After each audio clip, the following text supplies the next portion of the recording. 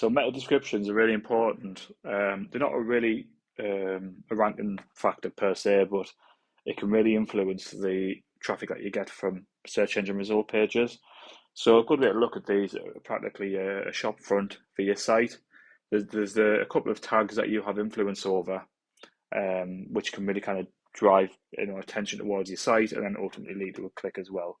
So how it looks in the search results for a meta description is this right in here. So this is either put in manually by the webmaster who manages the site, or Google's kind of overridden the meta description and kind of sourced their own blurb about what's on the page effectively. So it's a good summary. You can see things like products there, which is either pulled automatically from the page, or there's something called schema markup there. And Google obviously tries to pull together similar URLs. We have a page title here, and ultimately the URL. But what we're focusing on in the purpose of this video is just this meta description here. So duplicate meta descriptions, not really a huge problem for SEO, but it certainly sits within the missed opportunities camp as far as I'm concerned, because it kind of highlights that them pages that have duplicate meta descriptions, someone's potentially copy and pasted it over, or the functionality of the site just doesn't really give a unique meta description to that particular page. So I'm thinking in regards to like page 2 of results, or kind of functionality pages such as that, where the meta description's just automatically generated the same. For the ones that are kind of someone's copy and pasted over, it could be a case that they're uploading loads of products and just haven't got time to go through and write meta descriptions.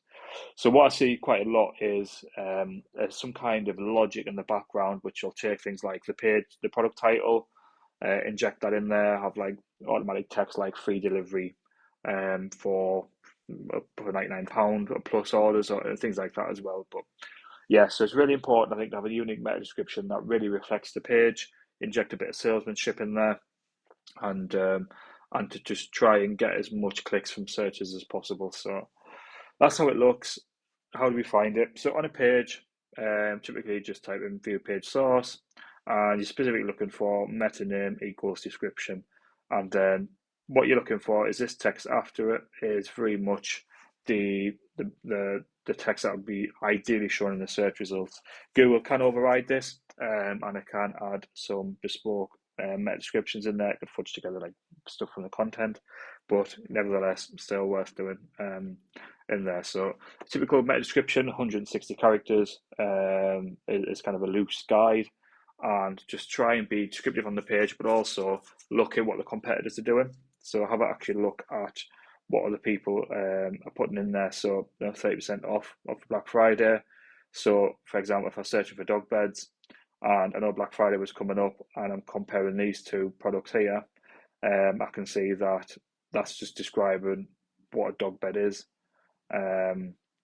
So not really a lot of salesmanship in there as well, but if I see 30% off for Black Friday, I'm more inclined to catch that as well. So I typically use it as a way to kind of circumnavigate from competitors. So I always look at what's above rather than what's below. So maybe look, if I was in a comparison, say this page had duplicate meta descriptions, I would look at this result, I'd look at this result, and maybe just look at maybe one or two more in there as well, just to see what's available as well, just to make sure that I'm going above and beyond the competitors. Because you don't have to have the best meta description in the world, you just need to have one better than what else is there on the search engine result pages. So how do you find them? Typically, there's several ways. First one is run a quad on the site. So I think kind of SEMrush, Sidebug, Screaming Frog, they'll all kind of identify these duplicate meta descriptions. And then I would get a list of them, full URLs, and then I'd work top to bottom and kind of come up with a hit list. So if I know like a particular range is really popular, I'd work on them first. Obviously getting a lot of traction in organic, I'd work on them first, all the way to the bottom.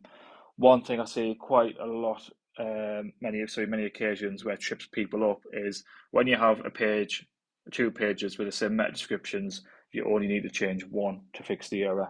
So what I would do is I'd look at the 2 pages, and the one that's written, does this reflect really well for one page but not so much the other? Just work on the other one, and then you kind of resolve 2 errors with one fix. I've seen it many times in the past where people will basically generate a spreadsheet for a content writer, perhaps just to work through it, and they literally do every single URL you don't, rather than just doing half of them to fix the errors. So something to really consider with that, with duplication. But yeah, it's definitely one of them tasks as well. Once you do it once, find a fix.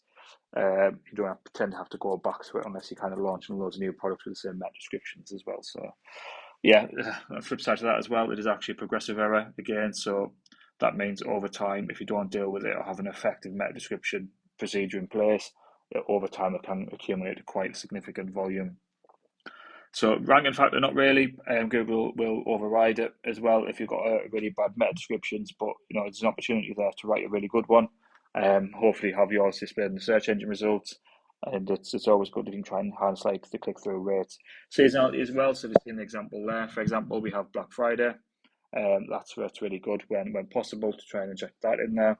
Looks like your website's really updated and you really do care as well about what message you're putting out there. So yeah, an opportunity worth doing, and yeah, I'd definitely recommend doing it if you've got the time. But I'd put it as a low priority task for this as well.